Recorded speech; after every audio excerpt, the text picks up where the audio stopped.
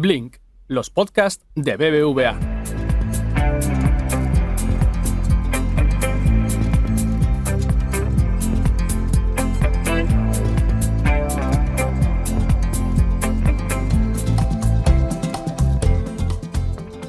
Hola, ¿qué tal todo? Regresamos con un nuevo episodio de Blink, tu espacio semanal en el que tratamos los asuntos más actuales e interesantes de la economía, el mundo digital y la sostenibilidad.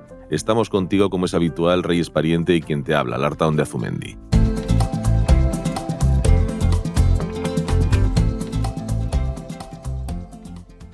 ¿Cómo estás, Reyes? Hola, Lartaun. Pues un año más de celebración. Llega de nuevo el Día Internacional de la Mujer.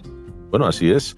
Se trata de un día de gran importancia tanto por su lado conmemorativo, por todo lo logrado, como también por lo reivindicativo. Efectivamente, no olvidemos además que la igualdad de género está incluida dentro de la Agenda de Desarrollo Sostenible de las Naciones Unidas, en el ODS número 5. Cierto, y por ello este año vamos, si te parece, a centrarnos en Latinoamérica, un área donde este objetivo es especialmente relevante dados los índices de desigualdad aún existentes. Me parece estupendo. Además, lo vamos a hacer de la mano de Laura Fernández Lord, responsable de empoderamiento de la mujer en la Fundación Microfinanzas BBVA.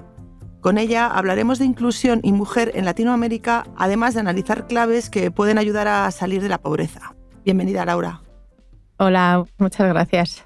Este año se celebra el Día Internacional de la Mujer bajo el lema Igualdad de Género, hoy para un mañana sostenible. ¿Cómo crees que afecta la amenaza del cambio climático a la mujer a nivel global y en particular a esas mujeres más vulnerables a las que atiende la Fundación Microfinanzas? La desigualdad de género, junto con la crisis climática y ambiental, son los mayores retos a los que nos enfrentamos en la actualidad en términos de desarrollo sostenible. Y además están interconectadas, porque el cambio climático afecta en mayor medida a las mujeres y la desigualdad de género también tiene un impacto medioambiental. Por un lado, pensemos que el cambio climático, las crisis y los desastres naturales afectan desproporcionadamente a mujeres y a niñas porque son mucho más vulnerables y porque además suelen estar muy presentes en la agricultura, en los países de ingresos medios bajos y en la agricultura de subsistencia, ¿no? En las pequeñas explotaciones familiares que tienen estas personas. De hecho, las mujeres son un 13% de las que poseen las tierras agrícolas, a pesar de ser la mayoría de las personas que la trabajan, ¿no? Con lo cual ahí ya nos encontramos una primera desigualdad. Pensemos también que en el contexto de América Latina hay 50 millones de mujeres rurales, pero solo un 30% es dueña de la tierra, ¿no? O sea, estamos un poquito mejor que a nivel global, pero si miráramos un poco la calidad de esas tierras, seguramente va a ser peor, ¿no? O sea, muchas veces a las mujeres les dan las peores tierras o si les dan la producción, por ejemplo, del café, se quedan con lo peor del café, ¿no? Con lo cual, pues es más difícil, ¿no? que puedan salir adelante a través de estos recursos naturales, ¿no? Y por otro lado, solo un 5% tiene acceso a asistencia técnica. Esto también tiene un impacto, ¿no? En la seguridad alimentaria y en los niveles de hambre y de malnutrición que sufren las mujeres y las niñas, ¿no? Debido a todo este contexto que comentaba. Y por otro lado, la desigualdad de género y el acceso desigual que tienen pues, a recursos naturales, a la titularidad de la tierra, a financiación, a tecnología, a conocimientos, a movilidad, ¿no? Muchas veces están más aisladas o les cuesta más desplazarse a otras zonas, también están limitando la capacidad de las mujeres de instaurar medidas de adaptación al cambio climático, ¿no? Que prevengan los desastres ambientales, ¿no? O sea que como veis va en las dos direcciones, ¿no? ¿Y cómo se puede potenciar la igualdad de género en el contexto de la crisis climática? ¿Cómo puede la mujer ayudar a reducir el impacto y las consecuencias de los desastres climáticos, que es uno de los mayores retos a los que nos enfrentamos? Bueno, pues en línea, ¿no? Con lo que venía diciendo antes, la capacidad que ellas tienen de construir un futuro más verde, ¿no? Más respetuoso con el medio ambiente y más resiliente ante el cambio climático depende mucho de la eliminación de los obstáculos estructurales y de las brechas de género. Se habla, ¿no? En Naciones Unidas hace mucho hincapié que las mujeres tienen que estar presentes en los órganos de decisión donde se toman decisiones, ¿no? O políticas que protejan el medio ambiente, ¿no? Porque se ve que son esenciales para la gobernanza de la gestión de los recursos naturales. Y lo que sucede es que no están, o sea, normalmente no suelen estar, y si miráramos a nuestro nivel, ¿no? En las asociaciones comunitarias de pequeños agricultores, pues lo que nos encontramos es que mayoritariamente están lideradas por hombres, ¿no? Nosotros lo que vemos con nuestra experiencia cuando tenemos proyectos, ¿no? A través de distintos proyectos verdes y de adaptación al cambio climático, tanto en Colombia como Perú, como en República Dominicana, es que cuando nosotros les ofrecemos formación para que vean, ¿no? Cómo adaptar pues, métodos de riego más sostenibles o utilizar energías más eficientes, más verdes, las mujeres suelen estar más interesadas y aceptar en mayor medida estos cambios, ¿no? y están más dispuestas a implementarlos en sus explotaciones o en sus negocios que los hombres, ¿no? Con lo cual, si esto es así y se pudiese trasladar su voz, ¿no? Y su participación a estas pequeñas organizaciones agrocomunitarias, pues seguramente tendría un impacto mejor, ¿no? en las políticas que se toman a nivel de la comunidad. Laura, ¿y cuál es el rol de la mujer en el cuidado del medio ambiente? Pues FAO las llama que son las guardianas de la tierra, ¿no? Y eso también tiene mucho que ver con las comunidades indígenas y con los saberes ancestrales que guardan estas comunidades y la conexión que tienen con los territorios, ¿no? A mí me gusta decir que al final, como por roles de género, ¿no? Las mujeres estamos como en el cuidado, ¿no? del hogar, de la familia, y también estamos en el cuidado del planeta, ¿no? Nos preocupan estos temas, ¿no? De la sostenibilidad de la tierra, que es finalmente donde comen nuestros hijos, ¿no? Y el mundo que les vamos a dejar a nuestros hijos. Entonces, en las mujeres indígenas, ¿no? Que son en América Latina son unas 30 millones de mujeres, pues se considera que ellas son las guardianas de la tierra porque tienen estos conocimientos y saberes ancestrales de las semillas, de las propiedades de las plantas, de la gestión de los recursos naturales, de los bosques, de los ríos, y que se pasan de generación en generación, de mujeres a mujeres, y que hacen que sean ellas las guardianas de la biodiversidad en estos territorios, ¿no? Por eso son tan importantes para la consecución de la mitigación del cambio climático y de la biodiversidad, ¿no? Están muy ligadas al territorio y al cuidado de la tierra, ¿no? Del planeta. Laura, en la Fundación Microfinanzas BBVA lleváis casi 15 años trabajando por la igualdad de género y el empoderamiento de la mujer en Latinoamérica. ¿Qué logros destacarías y cuáles son los principales retos de cara a los próximos 15 años? Así es, ¿no? Llevamos 15 años trabajando en favor de la igualdad de género. Las mujeres vulnerables, ¿no? en América Latina que tienen actividades productivas siempre han sido la mayoría de las personas que atendemos y lo siguen siendo, ¿no? Yo creo que ese es uno de los principales logros. Ahora mismo atendemos a 1,6 millones de mujeres, que son casi el 60% de las personas que atendemos, ¿no? Y esto muestra el claro compromiso y la apuesta que hacemos por ellas. Somos, de hecho, reconocidos por la OCDE como la entidad filantrópica que más contribuye en cooperación al desarrollo para la igualdad de género. Y después de decir esto, ¿no? Así como de contexto, para mí yo creo que el principal logro es verlas prosperar, ¿no? A lo largo del tiempo. Hemos sido testigos de muchísimas historias de vida que nos muestran que a pesar de tener más obstáculos, de tener negocios más pequeños, de tener menores préstamos, ¿no? De que sus montos son más pequeños, negocios más pequeños en ventas, en excedentes, en actividades menos productivas, ¿no? Como pues, el comercio minorista o los servicios de comida o de belleza, lo que vemos es que crecen a tasas superiores a las de los negocios de los hombres y además algo muy importante para nosotros es que superan sus niveles iniciales de pobreza en mayor medida, ¿no? O sea, les cuesta un poquito más salir, pero también recaen menos en pobreza, ¿no? Yo creo que además de otro de los logros principales creo que ha sido poder crear una oferta de valor, es decir, una serie de productos y servicios financieros, pero también no financieros, que tengan esta mirada de género, ¿no? Y que entiendan que sus necesidades son distintas, sus obstáculos son distintos y, por tanto, así lo tenemos que reconocer en nuestros servicios, ¿no? En cómo las atendemos. Por ejemplo, tenemos créditos que no requieren la firma del marido que eso es algo que sucede habitualmente en América Latina, ¿no? Por otro lado, también tenemos productos para las mujeres rurales que no requieren la titularidad de la tierra, ¿no? O sea, no es que haya un impedimento legal en América Latina para que las mujeres posean la tierra, pero en la práctica las normas sociales y culturales hacen que normalmente sean ellos los que heredan la tierra. El resultado es que muchas de estas mujeres que se dedican a cultivar la tierra, ¿no? O que tienen una explotación ganadera, cuando llega el momento de pedir un crédito, pues no pueden presentar el título de la tierra, con lo cual son excluidas de acceder a este servicio, ¿no? Pues nosotros no pedimos esta titularidad, ¿no?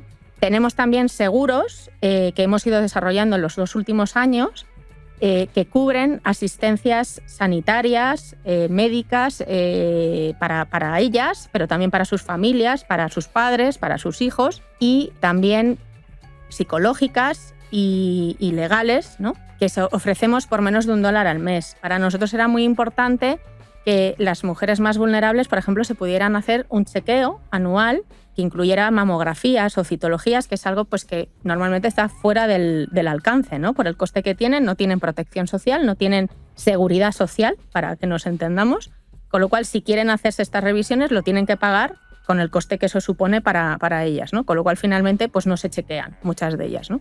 También tenemos otros programas para fortalecer sus negocios, para promover también su digitalización, ¿no? Hay una realidad a nivel mundial, que es que existe una brecha digital de género que hace que estén excluidas ahora y que si no conseguimos cerrarla vayan a estar mucho más excluidas en el futuro, y tenemos una responsabilidad de formarlas en habilidades digitales para que aprovechen las tecnologías en pro de sus negocios. También sean capaces de empezar a promocionar sus actividades y sus productos a través de Internet, ¿no? Al final, pues todo este conjunto de cosas, pues creemos que las ayuda en mayor medida a prosperar, ¿no? Que es nuestro objetivo. Retos todavía tenemos muchos y además agravados por la crisis del COVID, ¿no?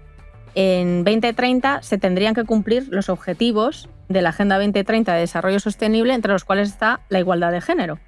Y es difícil, ¿no? Al ritmo que vamos y con el impacto del COVID, que lleguemos al objetivo de cerrar totalmente la brecha, ¿no? que tenemos. En nuestro caso, lo que vemos es que lo primero es reducir la vulnerabilidad de estas mujeres y, sobre todo, aumentar su resiliencia ante shocks como la pandemia o como otros que puedan producirse en el futuro, ¿no? La pobreza en América Latina tiene cara de mujer y de niño, y eso es algo que tenemos que ser capaces de cambiar. Por otro lado, mejorar sus niveles de inclusión financiera y acceso a recursos, porque aunque hay muchas entidades microfinancieras, ¿no? operando en la región, pues todavía hay muchas necesidades de financiación por cubrir. Luego tenemos también que se transformen sus emprendimientos hacia sectores más productivos, de mayor valor agregado, ¿no? Y eso es algo que lleva tiempo, ¿no? de transformar, que requiere capacitación, formación, cambio de mentalidad. Finalmente, la digitalización, ¿no?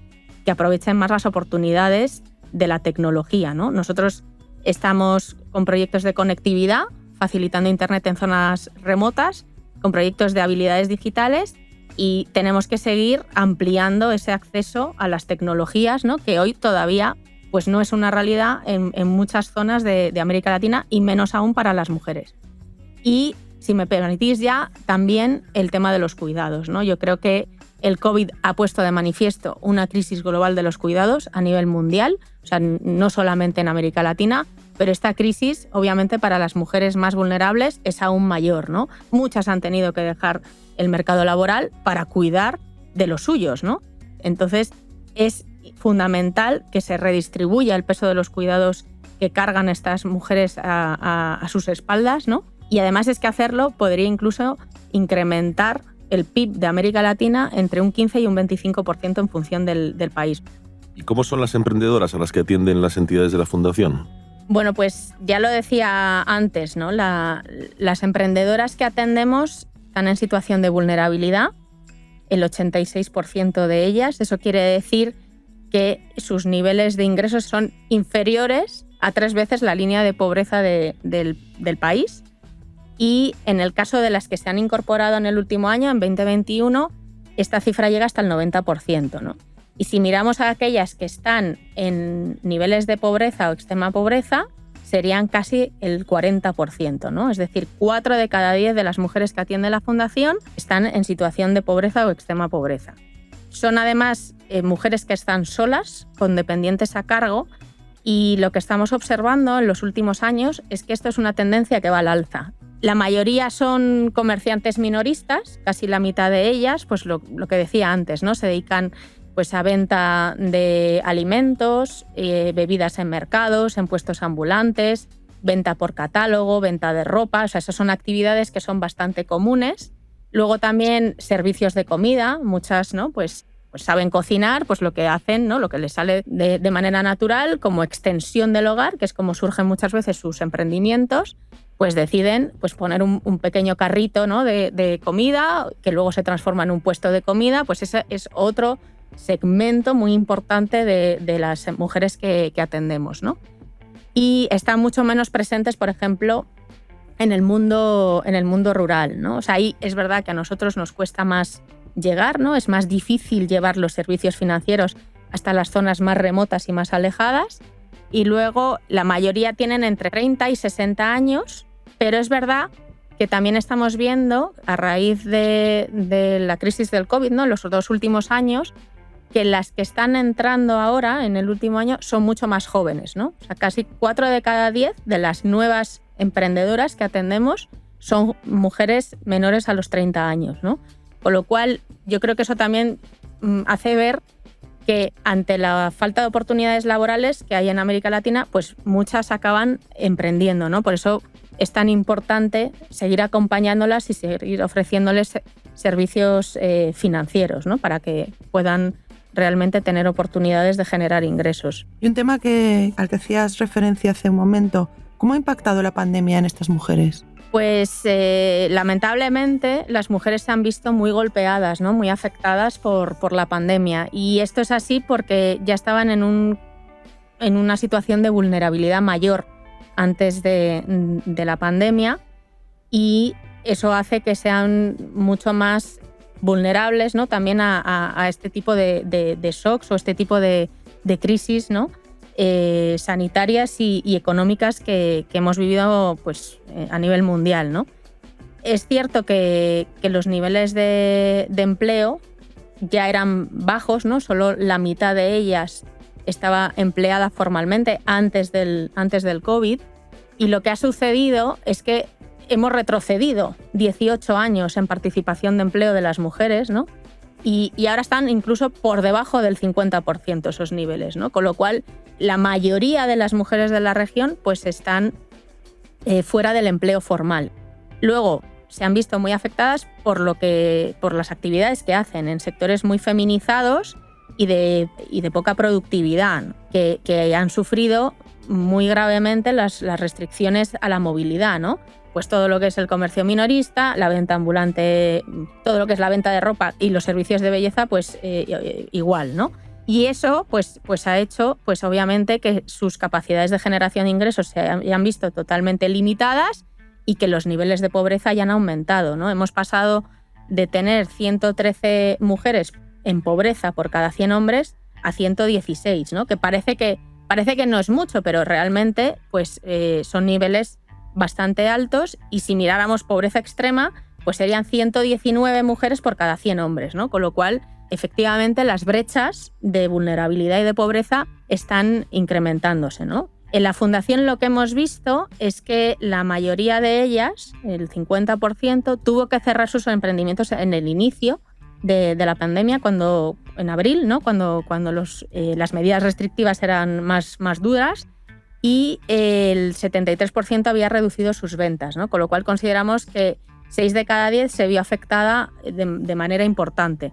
Sin embargo, lo que nos llamó muchísimo la atención es que en noviembre el 84% de ellas ya tenía otra vez su negocio abierto, y en un porcentaje similar al de los hombres, ¿no? O sea, mientras que los hombres se vieron menos afectados al inicio y después se recuperaron, ¿no? Ellas se vieron mucho más afectadas y fueron capaces de ponerse a nivel de los negocios de los hombres, ¿no? Eso fue 2020. ¿Qué es lo que hemos visto en 2021? Bueno, pues que los niveles de pobreza todavía no se han reducido, es decir, son más vulnerables que hace 2 años. Decía antes, ¿no? 4 de cada 10 está en situación de pobreza. La brecha entre hombres y mujeres pobres está en 12 puntos porcentuales, o sea, se ha incrementado.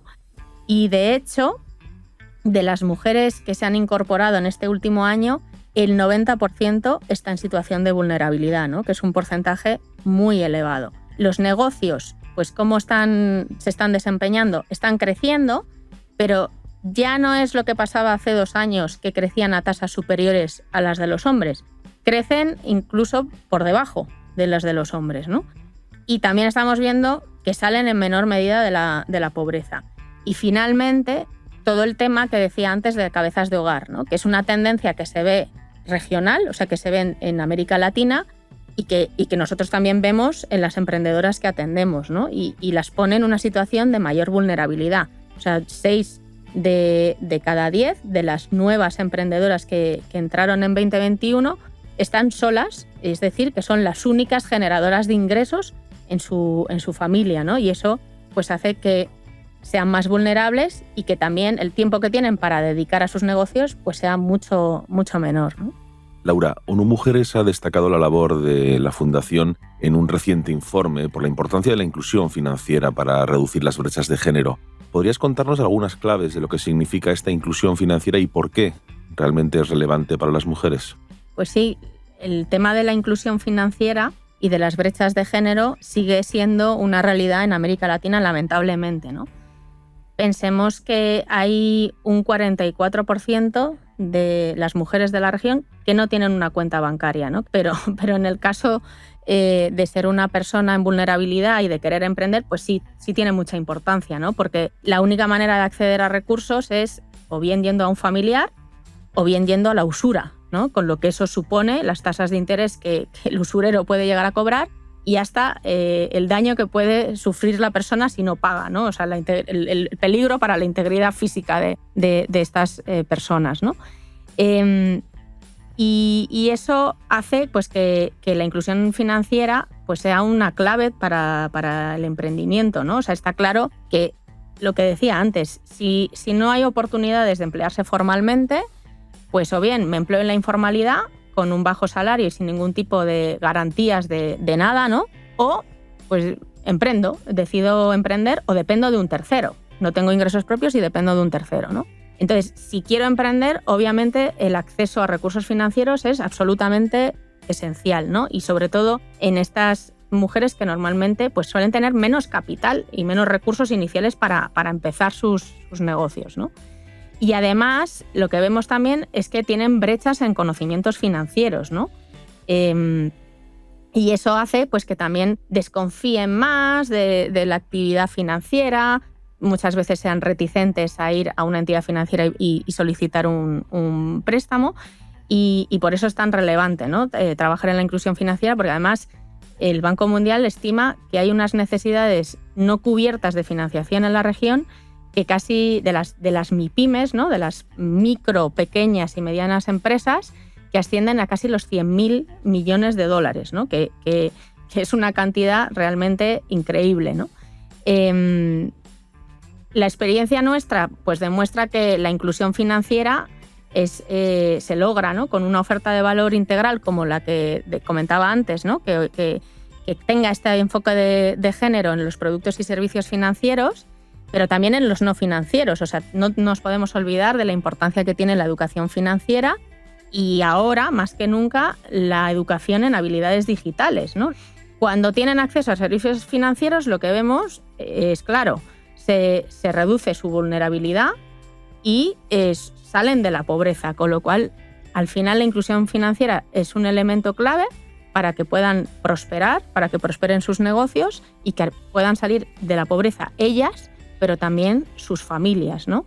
Y por tanto, al final el impacto, ¿no? En el desarrollo de estos países pues es muy, muy importante, ¿no? O sea, la inclusión financiera es un elemento fundamental si queremos que estas comunidades progresen. Y para terminar, ¿podrías ponernos un ejemplo de una emprendedora que ilustre todo esto que nos has comentado sobre cómo las mujeres parecen ser más sensibles al cambio climático? Pues sí, podría de hecho poner muchos ejemplos, ¿no? Tenemos muchísimas historias de emprendedoras que han implementado estas medidas, ¿no? de cambio climático, pero me gustaría que conocierais a Angélica Balbuena, que es una emprendedora colombiana que ha incorporado a su finca de hortalizas orgánicas varias medidas de adaptación al cambio climático, y creo que lo mejor es que la escuchéis a ella directamente y que os lo pueda contar en primera persona. Mi nombre es Angélica María Balbuena Páez, soy de Cundinamarca, del municipio de Ubaté. Tengo un negocio de hortaliza orgánica. Este negocio lo comencé hace muchos años con un presupuesto muy pequeño. Empecé vendiéndole a mis vecinos, después a la vereda. Yo soy mujer cabeza de hogar, tengo 3 hijos, los cuales he levantado y educado con este proyecto. Con el tiempo conocí a Banca Mía de la Fundación de Microfinanzas del Banco BBVA.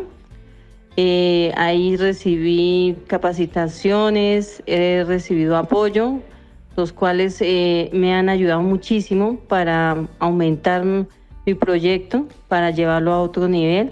Yo toda mi hortaliza que cultivo, que es espinacas, acelgas, lechugas, cilantros, calabacines, brócolis, coliflores, los he vendido en bicicleta desde mi casa, salgo muy temprano y los reparto en mi pueblo. Pues al principio no vendía mucho por lo que no me creían que era hortaliza orgánica. Ya actualmente, gracias a Dios, he conseguido muchísimos más clientes, surto más mi pueblo, que quiero que él coma orgánico, sano, y pues gracias a la Fundación de Microfinanzas he llegado hasta el punto que estoy en estos momentos. Las medidas de adaptación que estoy implementando en estos momentos es el invernadero. Este me permite pues cubrir mi cultivo en cuando hay mucho tiempo de lluvia o mucho sol, entonces me ayuda a mantener mis plantas en buenas condiciones. Puedo yo controlar el clima de mis matas. También tengo el riego por microtubo. Este me permite darle a mis plantas el agua necesaria y no gastaría de más, sino simplemente la que la planta necesita. Y también tengo mis pocetas, que son las que mantengo en buen estado, y ellas me ayudan en tiempos de sequía y así mantengo el agua necesaria para mantener mis plantas y ahí recojo toda el agua lluvia que yo necesito para mis plantas. También tengo el abono orgánico, que también lo aprendí en la granja demostrativa del Colegio ICAM, donde la fundación me enseñaron allá cómo procesar todos estos abonos y manejar trampas para los insectos, todo esto lo he implementado en mi cultivo, y esto me ha llevado a pensar en una calidad de hortaliza y que la vida de mi pueblo sea mucho más limpia y orgánica. Gracias a la Fundación de Microfinanzas del BBVA he podido llevar un hogar muy bonito, enseñándoles a mis hijos cómo uno de alguna dificultad que uno tenga la puede sacar adelante. Y ellos se han dado cuenta que lo más importante es comer sano. Entonces ellos ven todo mi esfuerzo, todo lo que yo he aprendido, las capacitaciones. Entonces ellos, aún hubo un tiempo que ellos quedaron como que no se iba a poder salir adelante, pero desde que yo he visto todo lo que me han enseñado y les he demostrado a ellos cada vez cogen más fuerza y más enseñanzas para salir adelante y ver que este negocio sí se puede llevar a otro nivel. Y también ellos se han dado cuenta, porque también ellos lo han vivido, es de que los cambios climáticos nos han afectado, pero gracias a cómo estamos implementando todo esto en nuestro cultivo, ven que nosotros estamos cuidando el medio ambiente, dando una mejor alimentación para nosotros primeramente, porque yo casi todo lo pruebo primero en nosotros y ya después les voy contando a mis clientes cómo se puede preparar, cómo se pueden almacenar. Entonces ellos también están contentos por ese lado porque estamos ayudando con el medio ambiente y nos estamos ayudando como familia. Laura Fernández Lord, muchísimas gracias por acercarte a Blink a contarnos cómo trabajáis con estas mujeres en Latinoamérica desde la Fundación Microfinanzas. Gracias a vosotros, un placer. Lartaun, está claro que hay mucho de lo que sentirse orgullosas y también un camino que recorrer todos juntos, ¿no crees? Pues sí, porque hemos estado nosotros demasiado tiempo mirando desde la barrera vuestros méritos y esfuerzos y aunque muchas veces tarde, nos tenemos que poner en la primera fila del apoyo y del reconocimiento. Pues no te quito ni una coma, la verdad. Bueno, me alegro, Reyes. Vámonos entonces.